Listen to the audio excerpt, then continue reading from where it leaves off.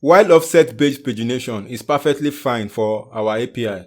But for the sake of fully equipping ourselves with how both method is implemented, let's see how we can implement cursor-based pagination.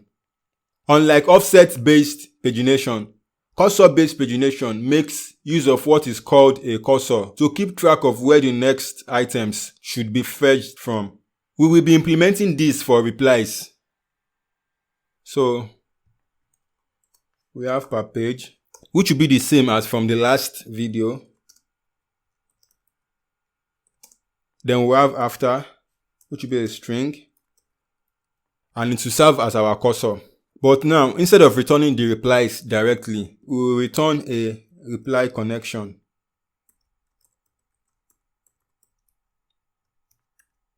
Which we need to create. A reply connection will comprise of edges, which will be the replies,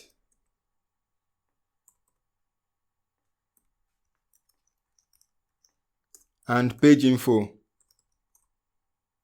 which will be of the type page info. And page info will contain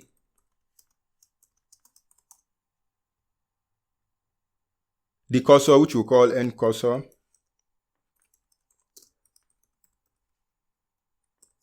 and as more, which will be a boolean,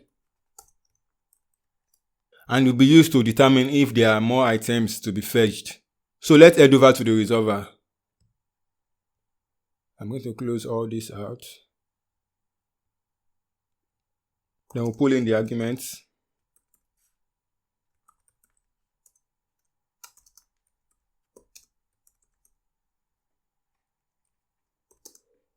And the models.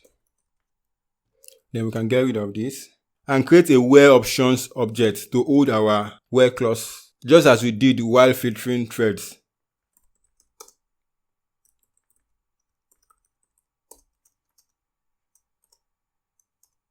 The first where clause will be where the thread ID matches the thread.id.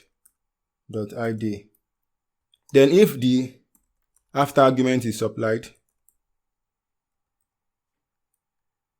the way cursor work is that it will be used to fetch the next set of items after it. And for our use case, we will be using the created at field as our cursor. So where options dot created at equals.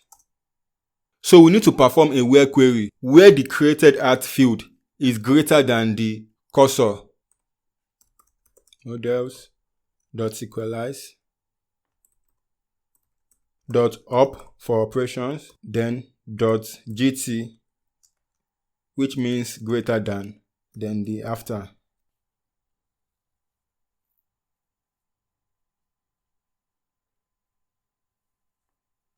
Now we can perform the actual query. So await models dot reply. Instead of using find all, we are going to use find and count all. It is important to order by the same field we are using as our cursor. So order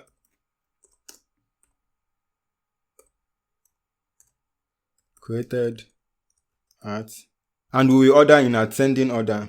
Take note, because we are ordering in ascending order, that's why we are using greater than here. If we are ordering in descending order, then we need to make use of less than. Next, we set the limit, which will be per page. And now the where clause, which will point to the where options. Unlike the regular find all that returns just the result, find and count all will return not just the result, but also the count. So const. So the result will be inside rows, then count to hold the total number of items returned in the query. Now we can return the reply connection. So the edges will be the rows, then page info will be end cursor. We will check if the query returns any result, that is rows.length. If there are any results, we get the last item in the row.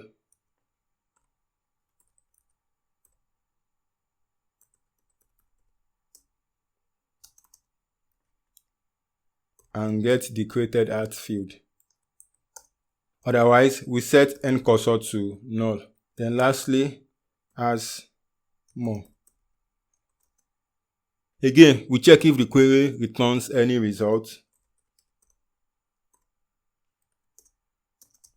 Then if count is greater than the total number of items returned,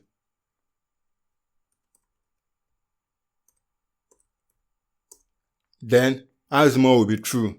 Otherwise, it will be false.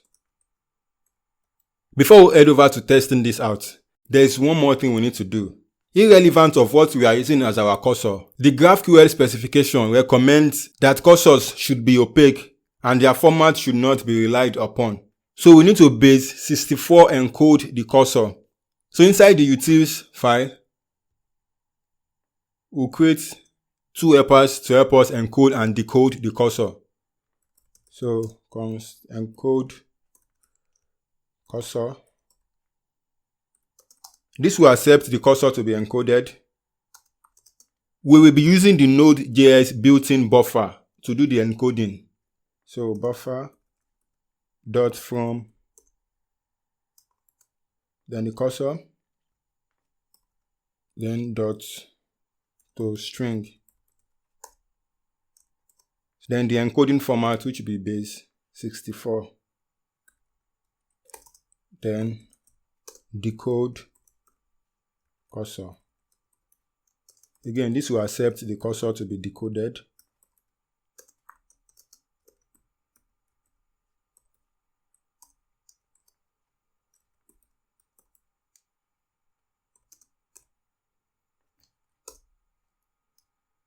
Dot to string, then the encoding format will be ASCII.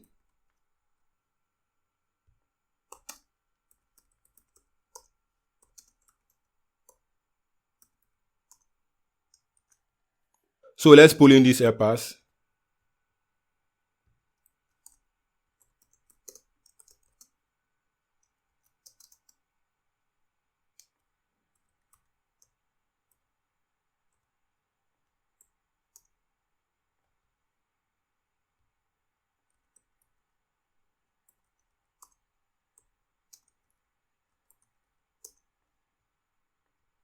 Before returning the created at field as the cursor, we need to encode it.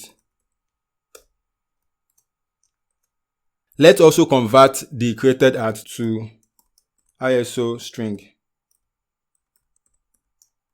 Because we have encoded the cursor at the point of returning it, we need to also decode it here.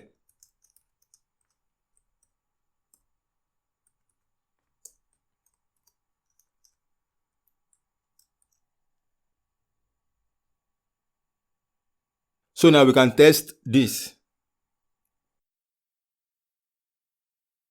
We need to update this since replies now return a reply connection.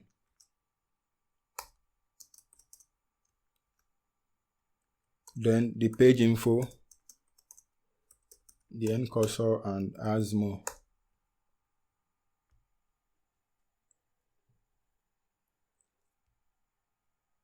As you can see, we return all the replies for this thread. End cursor shouldn't be null in this case. Let's see. Okay, this should be end cursor. I omitted the last R. Let's retry this. Now we get the end cursor and as more is first because we are fetching all the replies at once. So let's say we want just 2 items per page, which we have now. Now, as more is true because we still have other replies for this thread. Let's grab the end cursor, which we will use to fetch the next set of items. So after, which will be the end cursor, then run the query.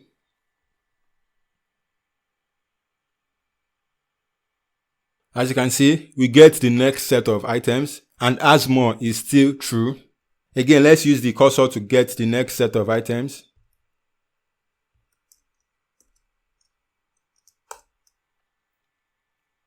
Now we have gotten the last set of items, and as more is now false.